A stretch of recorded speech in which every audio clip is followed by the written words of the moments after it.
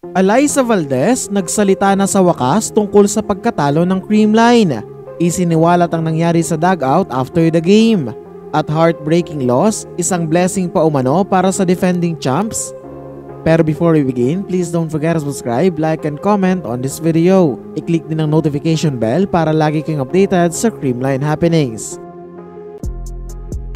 Marami pa rin ang hindi makapaniwala sa pagkatalo ng Creamline sa kamay ng Cherry Tigo Crossovers. Hindi naman kasi ang mismong loss ang kinalulungkot nila, kundi ang katotohanan na hindi man lang nakakuha ng isang set ang CCS laban sa rank number 6 team.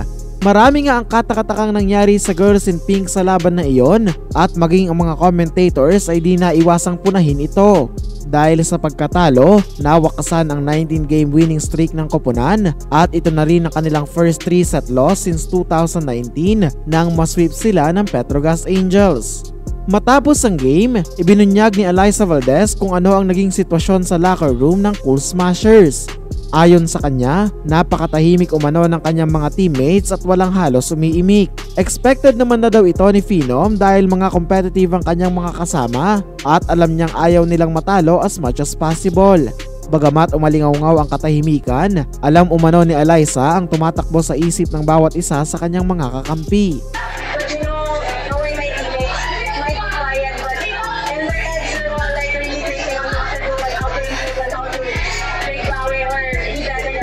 So, I really believe that independence sa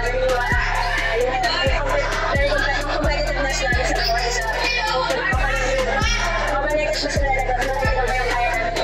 mas Ayon pa sa 4-time PVL MVP, siguro ay it's about time na matalo din sila at maramdaman ang naramdaman nila sa dugout para magkaroon sila ng motivation for the next games.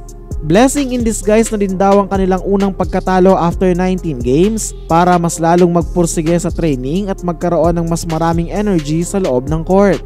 Napansin din niya ang pag-angat ng quality ng mga games this season, mainly because of the recruitment na nangyari bago pa man magsimula ang season. Pinuri din niya ang Cherry Tigo for having an all-out performance. Anya, hands down daw siya sa ipinamalas ng kalaban. Sinabi din niya na ang pagkatalo ng crossovers sa Farm Fresh siguro ang naging motivation nila para masweep ang defending champions. Ayon pa kay Alyssa ay maganda na rin siguro na natalo sila sa early part ng conference at may pagkakataon pa silang i-apply lahat ng natutunan sa game na iyon. Ipinangako din niya na mas pag-iigihan pa nila sa training, lalo pat sa kanila nakafocus ang karamihan ng teams ngayon.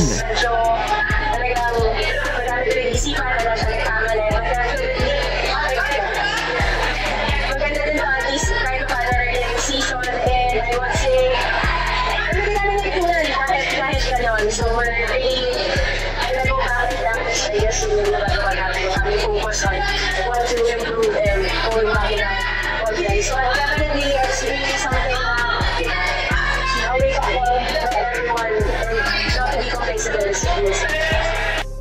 Sa kanya namang social media post, ipinangako ni Alyssa na magiging mas better sila para sa susunod pang malalakas na makakaharap.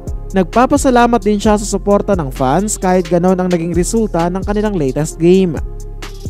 And that's it mga Kavali News. Please continue supporting this channel para sa mga up-to-date na kaganapan sa Creamline World.